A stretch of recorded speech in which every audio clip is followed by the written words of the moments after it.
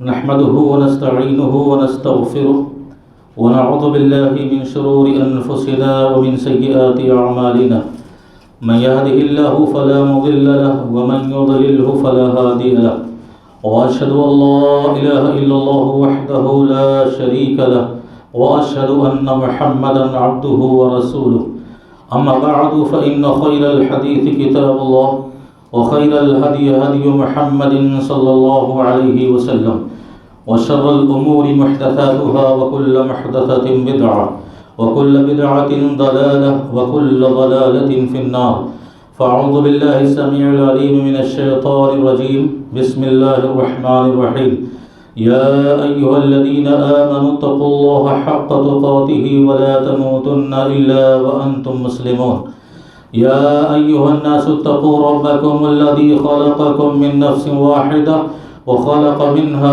زوجها وبث منهما رجالا كثيرا ونساء واتقوا الله الذي تساءلون به والأرحام إن الله كان عليكم رقيبا يا أيها الذين آمنوا اتقوا الله وقولوا قولا سديدا يصلح لكم أعمالكم ويغفر لكم ذنوبكم ومن يطع الله ورسوله فقد فاز فوزا عظيما وقال الله عز وجل وإن كنتم على سفر ولم تجدوا كاتبا فرهان مقبوضة۔ سب سے پہلے تمام قسم کی حمد و ثنا بڑائی کبریائی اور بزرگی اس اللہ عز و جل کے لیے لائق و زیبا ہے جس نے ہمیں اور آپ کو اس عالم فانی کے اندر پیدا فرمایا۔ بے شمار درود و سلام نازل ہو تمام نبیوں، پیغمبروں اور رسولوں پر، خصوصاً تاجدار مکی و مدنی احمد مصطفیٰ محمد مصطفیٰ صلی اللہ علیہ وسلم پر۔ حضرات، خطبہ مسنونہ کے بعد سورہ بقرہ کی ایک آیت کے ابتدائی ٹکڑے کو میں نے پڑھا ہے۔ اس سے پہلے والی آیت میں اللہ نے قرض کے احکام اور مسائل کو بیان کیے ہیں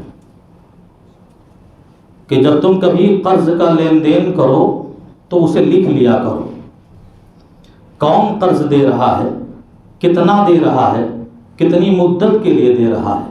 اس کے بعد اس آیت میں اللہ رب العزت نے فرمایا کہ فرض کرو تم کبھی سفر میں ہو، کہیں باہر ہو، اور وہاں تمہیں کوئی لکھنے والا نہ ملے، اور قرض کا معاملہ تمہیں کرنا ہے، قرض لینا ہے یا قرض دینا ہے، اور وہاں کوئی لکھنے والا نہ ملے آپ کو، اس لیے کہ اس زمانے میں عربوں کے ہاں لکھنے پڑھنے والوں کی تعداد بہت کم تھی، اسی لیے عرب قوم کو امی قوم کہا جاتا ہے، ان پڑھ قوم کہا جاتا ہے۔ تو اللہ نے کہا اگر سفر میں کہیں معاملہ آ جائے لین دین کا اور وہاں تمہیں کوئی لکھنے والا نہ ملے تو ایسا کرو کہ قرض دینے والا قرض لینے والے کی کوئی چیز بطور رہن اور گروی اپنے پاس رکھ لے، تاکہ وہ ثبوت ہو جائے کہ اس شخص نے فلاں شخص کو قرض دیا ہے، اور جب وہ قرض واپس کرے تو وہ سامان اس کو لوٹا دیا جائے۔ میں نے یہ آیت اس لیے پڑھی ہے کہ آج کے خطبہ جمعہ میں انشاءاللہ سفر کے حوالے سے گفتگو کرنے جا رہا ہوں۔ زندگی میں ایک بنیادی چیز سفر ہے، بنیادی ضرورت سفر ہے۔ ہر انسان اپنی بہت سی ضرورتیں پوری کرنے کے لیے ایک علاقے سے دوسرے علاقے کا سفر کرتا ہے، ایک ملک سے دوسرے ملک کے لیے سفر کرتا ہے، ایک شہر سے دوسرے شہر میں جایا کرتا ہے، کبھی تجارت، کاروبار، کمائی کے خاطر، کبھی علم حاصل کرنے کے خاطر، پڑھائی کے خاطر، اور کبھی کسی سے ملاقات کرنے کے خاطر، اور کبھی وہ سیر و تفریح، ٹہلنے اور گھومنے کے خاطر انسان سفر کرتا ہے۔ اور یہ زندگی تو خود ہی ایک سفر ہے جس میں بہت سارے سفر ہوتے ہیں۔ اسی لیے کہنے والے نے کہا کہ انسانوں کی آدھی آبادی ہمیشہ سفر میں رہتی ہے، اور بہت سچی بات کہی ہے اس نے۔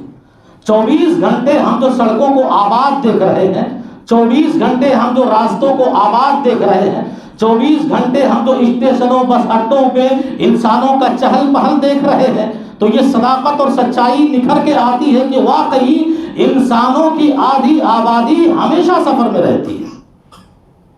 اسی لیے کتاب و سنت کے اندر بہت سارے احکام، بہت سارے مسائل، بہت ساری تعلیمات اور بہت سارے آداب سفر کے حوالے سے ہمیں اور آپ کو بتلائے گئے ہیں، اسے جاننا بہت ضروری ہے۔ سفر، قرآن مجید کہتا ہے کہ سفر یہ انسانوں کو بہت سی سیکھ دیتا ہے. سفر سے انسان بہت کچھ سیکھتا ہے، بہت سے تجربات حاصل کرتا ہے، بہت سی عبرتیں، دروس اور نصیحتیں حاصل کرتا ہے. ایک وہ آدمی جو برابر سفر کا عادی ہو اور یہ ایک وہ آدمی جو سفر نہ کرتا ہو برابر، دونوں کے سوچ میں، فکر میں بہت زیادہ فرق پایا جاتا ہے. اللہ رب العزت نے ارشاد فرمایا کہ اولم یسیروا فی الارض فینظروا کیف کان عاقبۃ الذین من قبلہم.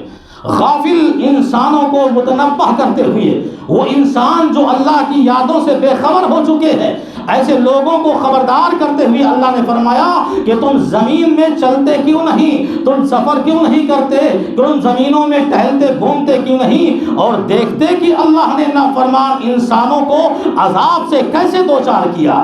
وہ محلات، وہ زمینیں، وہ علامتیں، وہ نشانیاں جہاں انسانوں پر اللہ کا عذاب آیا ہوا ہے، جب اس زمین کو دیکھو گے، ان محلات کو دیکھو گے تو تمہیں ایک سیکھ ملے گی، ایک عبرت ملے گی. اور وہ فرعون کی لاش جو سالوں سے آج بھی میوزیم میں موجود ہے، بطور عبرت ہی کے ہے، بطور نصیحت کے ہی ہے. تو اللہ نے سفر کے اندر یہ فائدہ رکھا ہے. اور دوسرا کیا کہ قدرت کے جو مظاہرے ہیں، اللہ کی جو طاقت اور سپر پاور طاقت ہے، وہ اس کا مظاہرہ ہمیں اور آپ کو باہر چل کر دیکھنے کو ملتا ہے.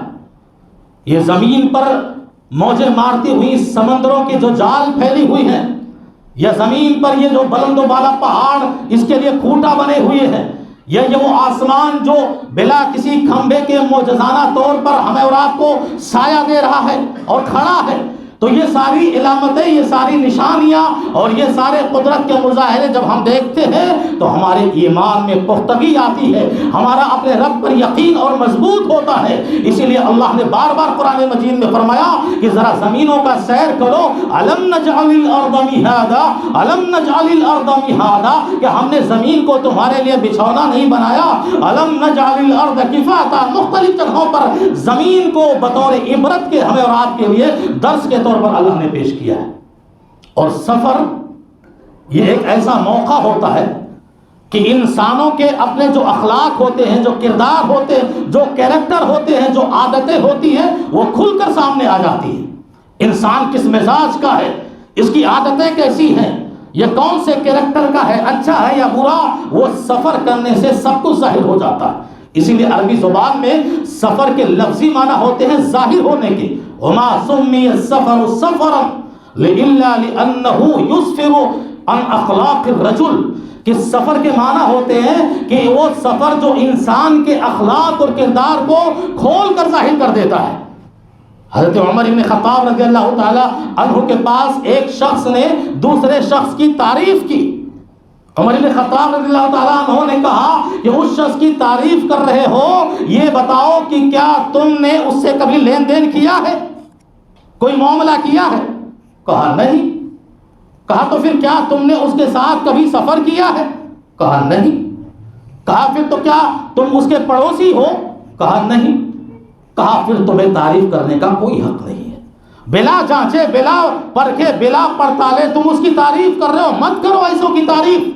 عمر بن خطاب رضی اللہ تعالی عنہ نے ایک انسان کے اخلاق اور کردار کو جانچنے کا جو ہمیں اور آپ کو پیمانہ بتلایا، ان میں سے ایک سفر بھی ہے کہ سفر سے انسان کے اخلاق ظاہر ہوتے. اسی لیے قرآن مجید کے اندر دوران سفر، جب ہم سفر میں ہوتے ہیں اور سفر کے جو ہمارے ساتھی ہیں آگے بیٹھے ہوتے ہیں، پیچھے ہم فلائٹ میں ہیں، ٹرینوں میں ہیں، بسوں میں ہیں، سفر کر رہے ہیں، کوئی ہمارے آگے بیٹھا ہے، کوئی ہمارے پیچھے ہے، کوئی دائیں ہے، کوئی جو ہے بائیں ہے، وہ ہمارے جو ساتھی ہیں قرآن مجید ان کے ساتھ بھی حسن سلوک اور اچھا برتاؤ کرنے کی تلقین کرتا ہے. وہ کوئی بھی ہو، ہمارا رشتہ دار ہو، قریبی ہو، سفر کے دوران جو ہمارے بغل میں ہو، یہ کوئی ضروری نہیں، کوئی بھی شخص ہو، ہندو ہو، سکھ ہو، عیسائی ہو، خواہ کسی بھی دھرم مذہب کا ماننے والا ہو، دوران سفر اگر وہ ہمارا ساتھی ہے، بغل میں ہے، آگے پیچھے دائیں بائیں، تو ہمیں اللہ حکم دے رہا ہے کہ اس کے ساتھ اچھا سلوک کرنے کا تم حقدار ہو، اور وہ حقدار ہے تمہارے لیے کہ تم اس کے ساتھ اچھا سلوک کرو. چنانچہ اللہ نے فرمایا وَاعْبُدُوا اللَّهَ وَلَا تُشْرِكُوا بِهِ شَيْئًا وَبِالْوَالِدَيْنِ إِحْسَانًا وَبِذِي الْقُرْبَى وَالْيَتَامَى وَالْمَسَاكِينِ وَلِجَارِ ذِي الْقُرْبَى وَلِجَارِ ذِي الْجُنْبِ وَالصَّاحِبِ بِالْجَنبِ. اللہ کی عبادت کرو، اس کی عبادت میں کسی کو شریک نہ کرو، اور احسان کرو. کس کے ساتھ؟ سب سے پہلے احسان کرو ماں باپ کے ساتھ، اور پھر رشتہ داروں کے ساتھ احسان کرو، یتیموں کے ساتھ احسان کرو، مسکینوں کے ساتھ احسان کرو، اپنے وہ پڑوسی جو تمہارے رشتہ دار ہیں ان کے ساتھ احسان کرو، یا اپنے وہ پڑوسی جو اجنبی ہے تمہارا کوئی ان سے رشتہ نہیں ہے لیکن ان کے ساتھ احسان کرو۔ وَالصَّاحِبِ بِالْجَنْبِ، اللہ نے فرمایا کہ سفر کے دوران جو تمہارا ساتھی ہے وہ بھی تمہارے حسن سلوک کا حقدار ہے، اس کے ساتھ بھی اچھا برتاؤ کرو۔ مفسرین کرام نے بیشتر وہ صاحب بالجنب کی تفسیر کی ہے کہ وہ سفر کے دوران جو ہمارے ساتھی ہوتے، اور مولانا ثناء اللہ امرتسری رحمۃ اللہ علیہ کا ایک بڑا معروف اور مشہور واقعہ نقل کیا گیا کہ ایک بار وہ سفر کر رہے تھے، ٹرین کا سفر کر رہے تھے، اور آپ کے بغل میں ایک سردار جی تھے۔ ٹرین چلی، سفر آغاز ہوا، وقت گزرتا گیا، جب شام ہوئی، رات آئی، تو سردار جی کی حرکتوں سے ایسا محسوس ہونے لگا کہ شاید یہ کسی پریشانی میں ہے، کسی الجھن میں ہے، یا کوئی بے چینی ہے جو ان کو ستا رہی ہے۔ مولانا نے ان سے سوال کر لیا کہ بھائی کیا پریشانی ہے، کیا تکلیف ہے؟ تو انہوں نے کہا، سردار جی نے کہا کہ میرے سر میں اتنا کافی درد ہے کہ مجھے برداشت نہیں ہو رہا ہے، اور یوں لگ رہا ہے کہ سر پھٹ جائے گا، میں مر جاؤں گا۔ مولانا نے فوراً اس سردار جی کے سر کو اپنے گود میں رکھا اور پھر سر سہلانا شروع کیا، دبانا شروع کیا، دعائیں پڑھنا شروع کی، اور آہستہ آہستہ سردار جی کو جب آرام ملا اور راحت ملی، وہ سو گئے، انہیں نیند آ گئی، وہ سو گئے۔ اور صبح ہوئی، جب سردار جی کی آنکھ کھلی، اپنے آپ کو مولانا کی گود میں پایا۔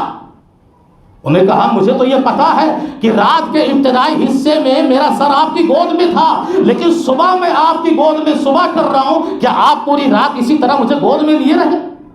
مولانا نے کہا، ہاں، کافی پریشانی میں تھے، تکلیف میں تھے، میں نے سوچا آرام ہو گیا تو آپ آرام بھی کر لیں۔ تو جانتے ہو سردار جی نے کہا کہ آپ نے اخلاق اور کردار کا اس سفر کی حالت میں وہ نمونہ دکھایا ہے کہ کوئی اپنا بھی ایسا نہیں کرتا۔ مولانا نے کہا، میں بھی تو آپ کا اپنا ہی ہوں، میں بھی تو انسان ہوں، اور میری شریعت نے مجھے یہ پیغام دیا، میرے دین نے مجھے یہ تعلیم دی ہے کہ سفر کے دوران جو تمہارا ساتھی ہو وہ تمہارے حسن سلوک کا حقدار ہے، میں نے وہ فریضہ انجام دیا ہے، میں نے وہ حق ادا کیا۔ سردار جی نے کہا کہ اس تعلیم کے جس کے تم غلام ہو، آج میں اسی تعلیم کا غلام بننا چاہتا ہوں۔ وہ اسلام جس کے تم خادم ہو، وہ اسلام جس کی تم پیروی کرنے والے ہو، آج مجھے اس اسلام کا اسیر بنا دو، مجھے اس اسلام کا قیدی بنا دو، آج سے مجھے اس اسلام کی تعلیمات سکھا دو، اور میں اسلام لانے کے لیے راضی اور قبول کرتا ہوں۔ ذرا سوچو، اسلام قبول کرنے پہ مجبور ہو گئے سفر کی حالت میں، اور وہ مشہور اور معروف صحابی رسول حضرت سلمان فارسی رضی اللہ تعالیٰ عنہ ایک اسٹیشن پر اترے، معمولی سے لباس میں تھے، جا رہے تھے، ایک بڑھیا اتری اور وہ سمجھی کوئی مزدور ہے، اپنا پورا سامان انہیں کے اوپر لاد دیا، کہا لے چلو ہمارے گھر، جو اجرت ہوگی ہم آپ کو دے دیں گے۔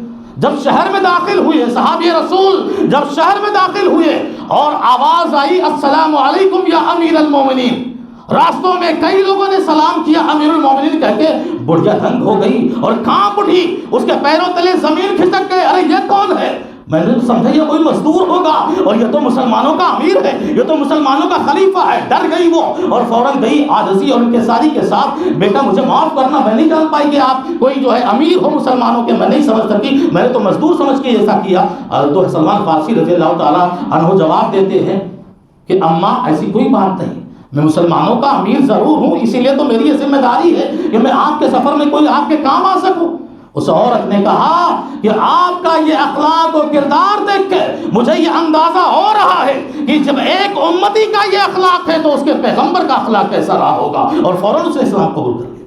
تو سفر کے دوران یہ اخلاق اور کردار ظاہر ہوا کرتے ہیں۔ اسی طرح سفر سے جہاں ہماری بہت ساری دنیاوی ضرورتیں پوری ہوتی ہے، وہاں نیکی اور اجر و ثواب حاصل کرنے کا ایک موقع بھی ملتا ہے، فراہم ہوتا ہے۔ کیسے؟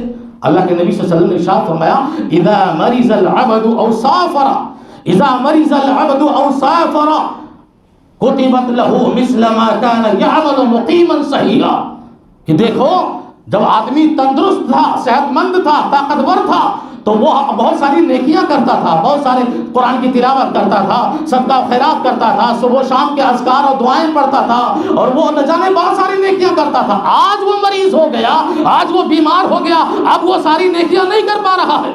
یا وہ ایک آدمی جو مسافر ہے، سفر میں چل پڑا ہے، اب وہ سفر کی مشقتیں، سفر کی تکلیفیں اور سفر کی مصیبتوں کی وجہ سے اپنے گھر اور اپنی بستی پہ جو نیکیاں کرتا تھا، صدقہ اور خیرات کا، صبح و شام کے ذکر و اذکار کا، اب وہ نہیں کر پا رہا ہے۔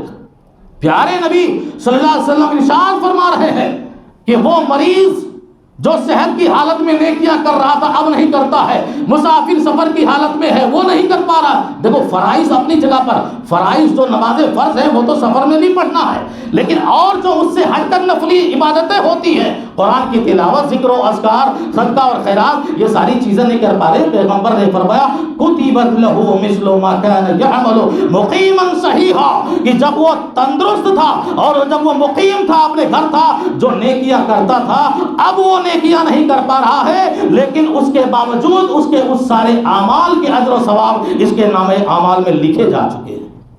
نیکیاں کمانے کا، اجر و ثواب حاصل کرنے کا ایک بہت بڑا ذریعہ، یہ زندگی ہی ایک محنت کا نام ہے، زندگی مشقت کا نام ہے۔ سفر کی جانب ہماری شریعت ہم کو ابھار رہی ہے، سفر کرو، یہ جد و جہد مسلسل ہے یہ ہماری زندگی۔ اور اسی لیے پیغمبر نے فرمایا کہ سفر کے دوران مسافر کی دعا کبھی رد نہیں کی جاتی، اور وہ قبولیت کی ضمانت اور گارنٹی دی گئی ہے۔ اللہ کے نبی نے فرمایا ثلاث دعوات لا ترد، کہ سفر کی حالت میں جب آدمی دعا کرتا ہے، پیغمبر نے فرمایا 3 دعائیں ایسی ہیں جو کبھی رد نہیں ہوتی، جو کبھی خراب نہیں ہوتی، اللہ ضرور اسے قبول کر کے رہتا ہے۔ پہلی دعا دعوت الوالد، ایک باپ جب اپنی اولاد کے حق میں دعا کرے اللہ اس دعا کو قبول کرتا ہے۔ یہ تو اولاد کو چاہیے کہ حسن سلوک کر کے، ماں باپ یا والد کی خدمت کر کے اس سے دعائیں لیا کرے، بد دعا کے مستحق نہ ہو، ہم ایسی نافرمانی نہ کریں، ایسا نہ ستائیں اور ایسا ظلم نہ کریں کہ باپ مجبور ہو جائے اپنے خون کے حق میں بد دعا دینے کے لیے۔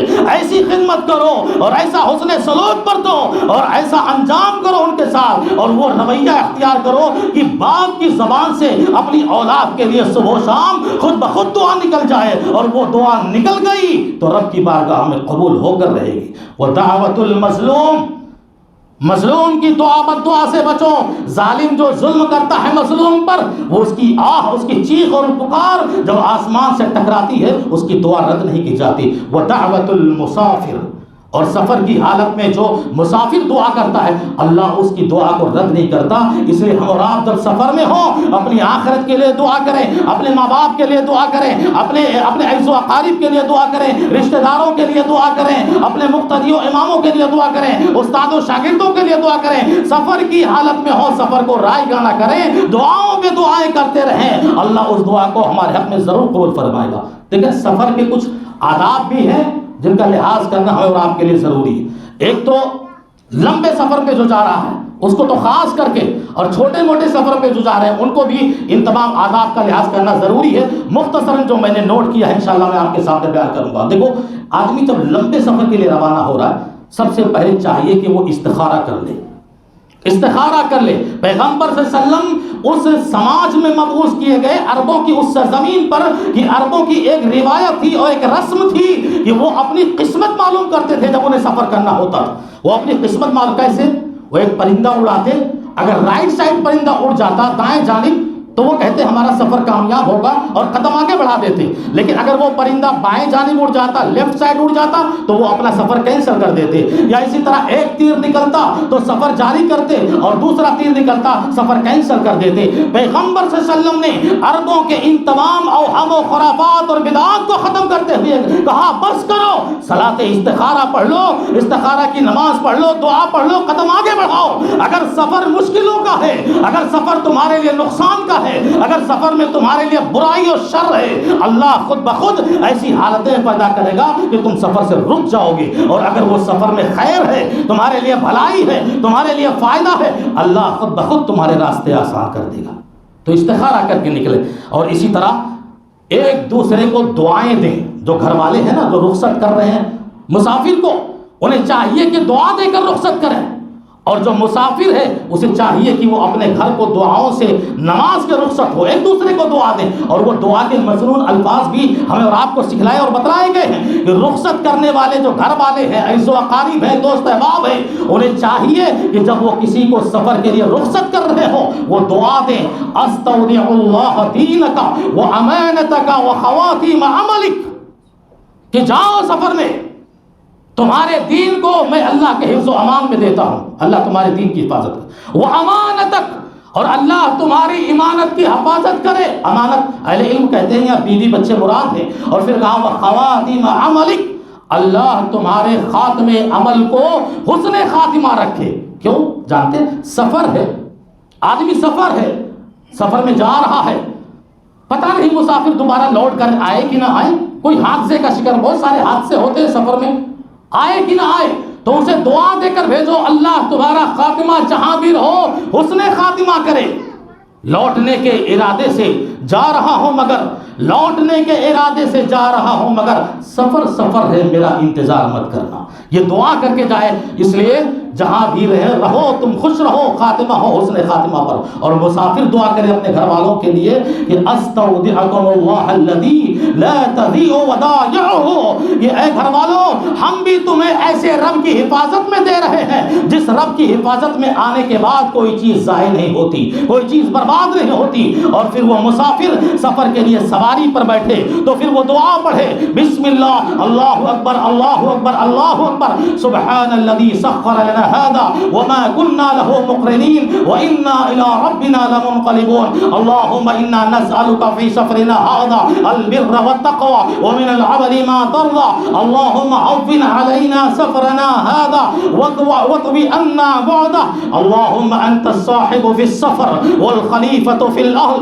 اللهم إني أعوذ بك من وعثاء السفر وكآبة المنظر وسوء المنقلب في المال والأهل. بڑی پیاری دعا ہے. دیکھو سفر میں جا رہے ہو، پہلے زمانے کا سفر اتنے خطرات اور اتنے اندیشوں سے گھرا ہوا نہیں تھا.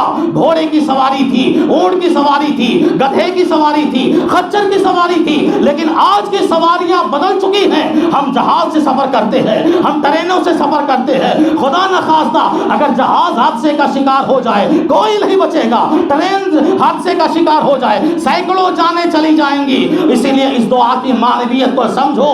اللہ کے نبی نے دعا سکھلائی کہ کہو اللہم انا نسألک فی سفرنا هذا البر والتقوى. اے اللہ ہم تجھ سے سفر میں، اس سفر میں نیکی اور تقوی مانگتے ہیں اور ایسے عملوں کی توفیق مانگتے ہیں جس سے تو راضی ہو جائے. اے اللہ تو ہمارے اس سفر کو آسان بنا اور ہماری منزل کی دوری کو قریب کر دے. اور اللہم انت صاحب السفر. دیکھو آدمی جب سفر کرتا ہے تو دو نفسیاتی سوچ لے کے جاتا ہے، دو ٹینشن، دو فکر لے کے جاتا ہے.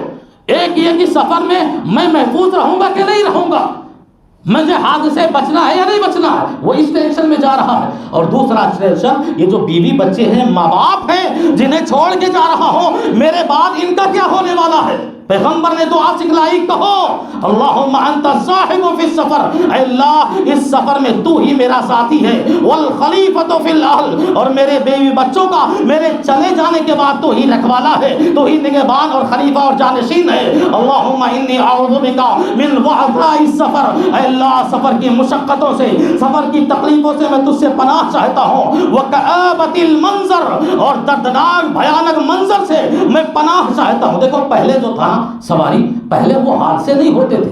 آدمی گھوڑے سے گر گیا، خچر سے گر گیا، ہڈی ٹوٹ گئی، یا یکا دکا واقعہ ہوتا تھا کہ اونٹ رون کے آدمی کو چلا گیا ہو. اور آج جو حادثے ہوتے ہیں، آج جو مناظر دیکھے جاتے ہیں، حادثے کے بعد انسانی جسموں کے چیتھڑے روڈ پر پڑے ہوئے ہوتے ہیں. سر کہیں اور ہے، ہاتھ کہیں اور ہے، پیر کہیں اور ہے. وہ دعا کر کے جا رہا ہے، اللہ ایسے دردناک اور بھیانک منظر سے میرے سفر کو بچا لے اور مجھ کو تو بچا لے. وَسُوءِ الْمُنْقَلِبِ فِي الْمَالِ وَالْأَهْلِ. بڑی پیاری دعا ہے. اللہ میں اپنے بچوں کو، ماں باپ کو جس خوشحالی میں چھوڑے جا رہا ہوں، جب آؤں لوٹ کر تب بھی انہیں میں اسی خوشحالی کی حالت میں پاؤں، ان کے ساتھ کوئی حادثہ نہ ہونے پائے اور آنے کے بعد مجھے کوئی بری خبر ملے. تو میرے بھائی اور دوستو ان دعاؤں کا بھی اہتمام کرنا ضروری ہے. اور اسی لیے سفر کے آداب شریعت نے ہمیں بتلائے کہ پیارے نبی نے فرمایا کہ سفر کا آغاز رات میں کیا کرو.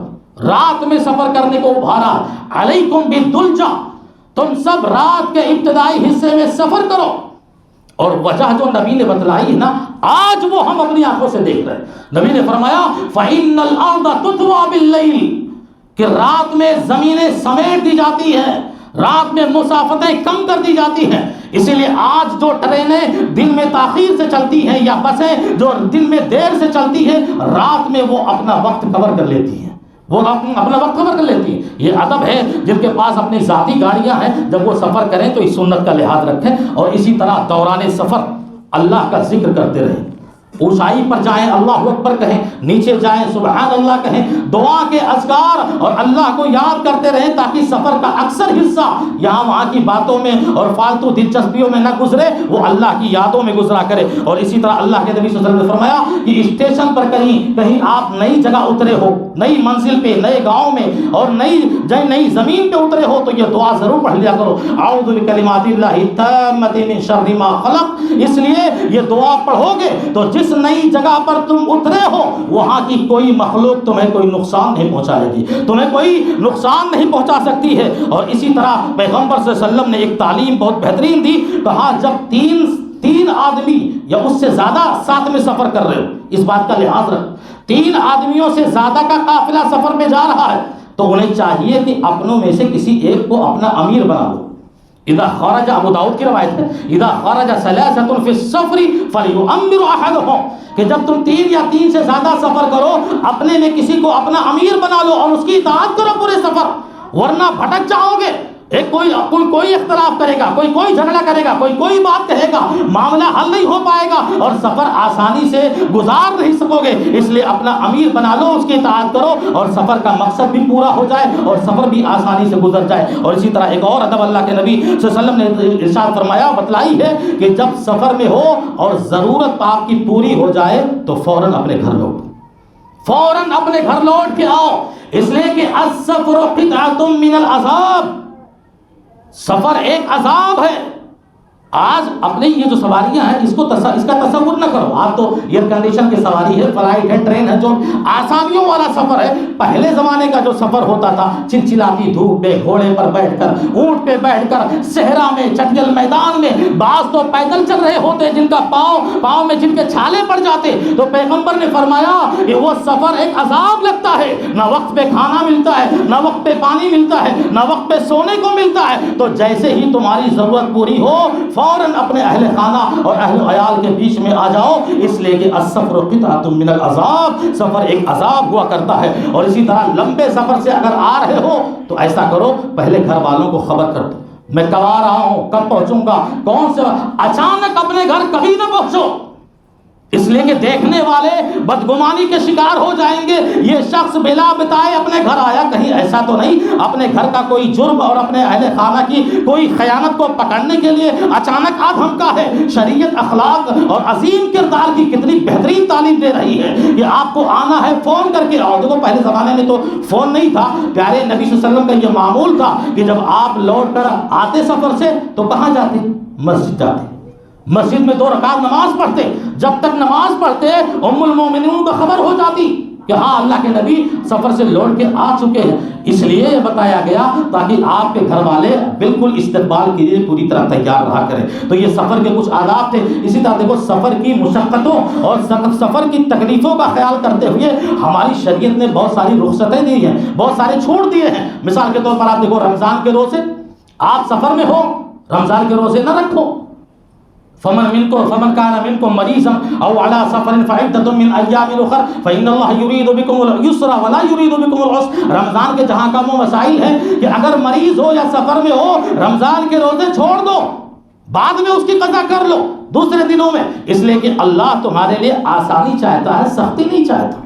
ہاں یہ اور بات ہے، آج کا سفر اگر آسان بھی ہو تب بھی روزہ چھوڑا جا سکتا ہے، لیکن کوئی رکھ لے نہ رکھے، دونوں طریقے صحابہ کرام نے اپنائے ہیں۔ فَمِنَّ الصَّائِمُونَ وَمِنَّ الْمُفْطِرُونَ۔ صحابہ نے کہا ہم سفر میں ہوتے تھے، کچھ لوگ روزہ رکھتے تھے، کچھ لوگ نہیں رکھتے تھے، جو رکھتے تھے نہ رکھنے والے کو کے اوپر کوئی تبصرہ نہیں کرتے تھے، اور جو نہیں رکھتے تھے وہ جو رکھنے والوں پر کوئی تبصرہ نہیں کرتے۔ اس طرح جائز ہے، لیکن افضل کی بات جہاں ہے، بہتر کی بات ہے کہ سفر میں روزہ چھوڑ دیا جائے، اس لیے کہ اللہ رب العزت کو یہ بات پسند ہے کہ اس نے اپنے بندوں کے لیے جو آسانی پیدا کی ہے وہ بندہ آسانی کو اپنائے اور اس پر عمل کرے تاکہ اللہ رب العزت اس سے خوش ہو جائے۔ اسی طرح مختصراً آپ دیکھو سفر کی حالت میں موزوں پر مسح کرنے کی اجازت ہے۔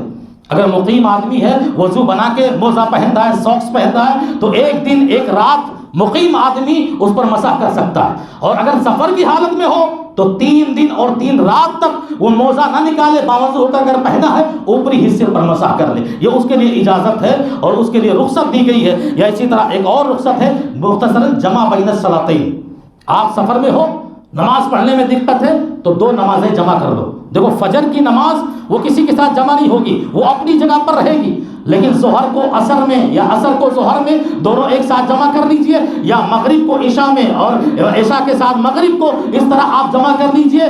لیکن یہ یاد رکھیں عصر کو مغرب کے ساتھ جمع نہیں کر سکتے.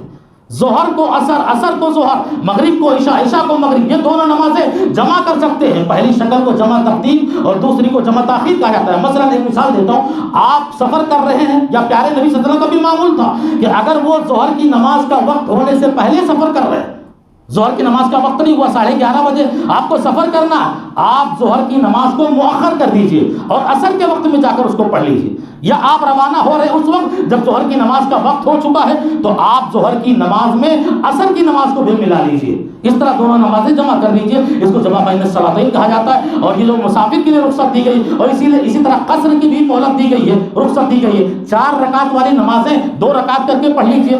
فجر کو ویسے ہی پڑھنا ہے، ظہر میں 2 رکعت پڑھ لیجئے، عصر کی 2 رکعت پڑھ لیجئے، اور عشاء کی. فجر اور مغرب میں قصر نہیں ہے، یا اور بقیہ تینوں نمازوں میں آپ قصر کر کے پڑھ لیجئے. فرض نمازوں میں اللہ نے مسافر کو یہ ڈسکاؤنٹ دیا ہے تو ظاہر سی بات ہے سنتیں معاف ہیں. آپ فرض پڑھ لیجئے، سنتیں معاف ہیں. ہاں پیارے نبی صلی اللہ علیہ وسلم سفر میں بھی جن سنتوں کا اہتمام کرتے تھے وہ فجر کی 2 سنتیں ہیں، یا اسی طرح وتر کی نماز ہے، تہجد کی نماز ہے. یہ وہ تینوں نفلی نمازیں ہیں جس کا اہتمام اللہ کے نبی سفر میں بھی کیا کرتے تھے. تو یہ وہ ساری چیزیں ہیں، سفر کے آداب اور سفر کے احکام، جن کا جاننا ہمارے اور آپ کے لیے ضروری ہے. اس لیے کہ جب انسانوں کی آدھی آبادی ہمیشہ سفر میں رہتی ہے تو ہم اور آپ بھی سفر سے گزرتے ہیں. ہم اور آپ بھی تجارت و کاروبار کے لیے، خواہ کسی بھی کے لیے چیز کے لیے آپ سفر کرتے ہیں. یہ ساری سہولتیں مسافر کے لیے اللہ رب العزت نے دے رکھی ہے. لیکن آخر میں یہ یاد رکھیں، اگر سفر ہمارا گناہوں کا ہے، معصیت کا ہے، تجارت و کاروبار کا نہیں، کسی سے ملاقات کرنے کا نہیں، علم حاصل کرنے کا نہیں، یا سیر و تفریح کا مقصد نہیں، ہمارا سفر گناہوں پہ ہو رہا ہے، ہم جا کر یہ گناہ کریں گے، ہم جا کر یہ جرم کریں گے، ہم یہ جا کر نافرمانی کریں گے، تو یاد رکھیں گناہوں کے سفر میں مسافر کو شریعت کی یہ تمام چیزیں رخصت کے طور پر نہیں ملیں گی، ان کے لیے جائز نہیں ہوگا. اس لیے کہ یہ ساری چیزیں ایسے سفر کے لیے ہیں جو جائز اور مباح ہوں. اللہ رب العزت سے دعا ہے کہ الہ العالمین ہمیں اور آپ کو سفر کے احکام اور آداب اور مسائل کو سمجھتے ہوئے اپنے سفر کو جاری رکھنے کی توفیق عطا فرمائے، اپنے سفر کو انجام دینے کی توفیق عطا فرمائے، اور اسی طرح ہمیں اس دنیا میں زندہ رکھے. ویسے بھی ہم اس دنیا کے مسافر ہیں، ایک نہ ایک دن تو اس دنیا سے جانا ہی ہے. اللہ ہمارے آخرت اور دنیا دونوں کے سفر کو آسان بنائے، اور دونوں کے سفر کو اللہ ہمارے کامیاب بنائے. آمین. وآخر دعوانا الحمدللہ رب العالمین. آخر میں خطبے کے ایک ضروری اعلان یہ ہے کہ جناب محفوظ بھائی سٹل والے